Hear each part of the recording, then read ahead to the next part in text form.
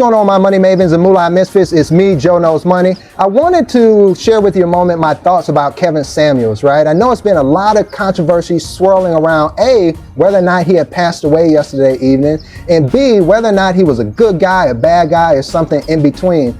And I recently read a report that his mom confirmed that he did indeed pass away, and how she learned about it was through social media. And I thought to myself, man, how would that feel for a parent to find out that their child passed away online and was told by other people before they even knew the truth of the matter? And then I started to think, man, I wonder if she's gonna be okay emotionally. And then because I'm a financial minded person, I started to think, is she gonna be okay financially? Did he do what was necessary to put her in a good financial place? Now, I have no idea whether he did or he didn't, and quite frankly, if he didn't, it's nothing that can be done now. And if he did or didn't, it's not gonna help you all who are watching this video. So just like myself, I had that same conversation with my wife. We talked about it for a little bit, but we didn't go overboard on it. And here's why I think that is important. Because at the end of the day, nothing that you are going to talk about is ultimately gonna change your life like it would if you now focus some attention on your situation.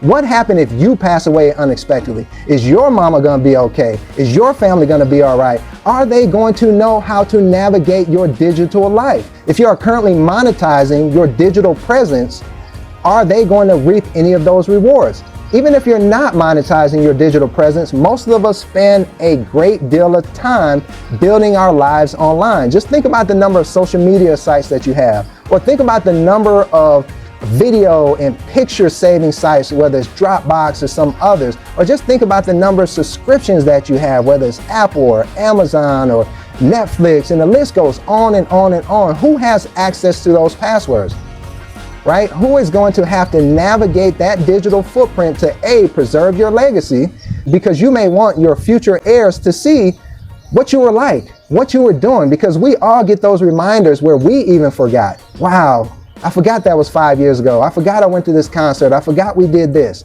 And for your heirs to be able to see that is invaluable.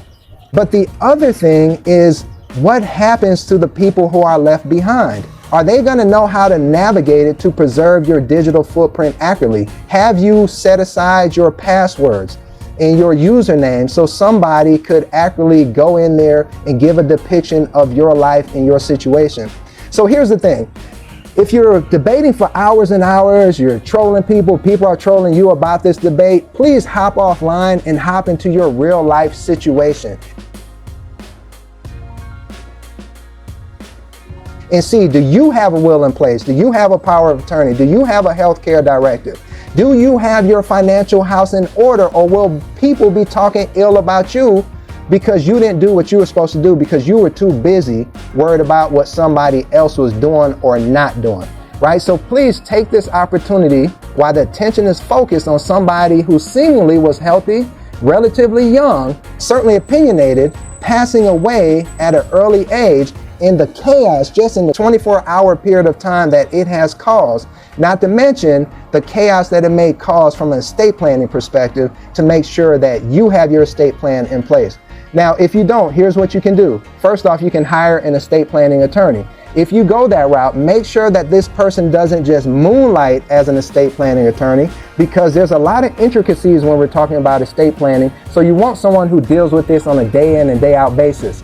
That can be a costly proposition. If your estate isn't big enough, or maybe you're just not willing to pay a few $1,000s in order to get this structure in place, I get it. So here are a few other options. A, you can look at LegalZoom, right? LegalZoom has attorneys that you can talk to. They have documents that you can utilize. That's a source for you to explore that's relatively inexpensive. Another avenue would be LegalShield. Again, the same setup, documents and attorneys and review of documents and putting a will in place as part of the membership program.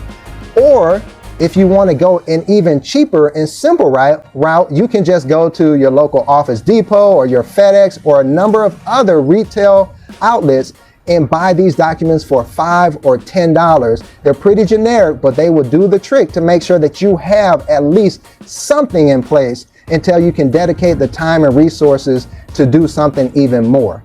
So if you enjoyed this video, as always, please like and subscribe. And until next time, be good to yourself.